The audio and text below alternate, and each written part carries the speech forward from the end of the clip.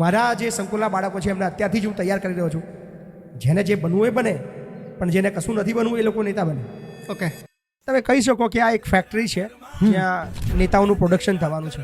Okay કારણ કે હું જે વિઝન જોઈને નીકળ્યો છું એ કદાચ મને આજના પોલિટિશિયન્સમાં નથી ખાતું.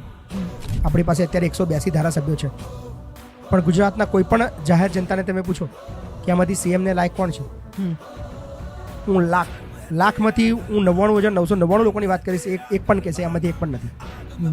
કોઈ પણ વ્યક્તિને પૂછો. અને બીજી વસ્તુ 182માંથી કોઈનામાં એવી હિંમત પણ નથી જે સામે ચાલીને આવીને બોલી શકે કે હા હું સીએમ બનવાને લાયક છું.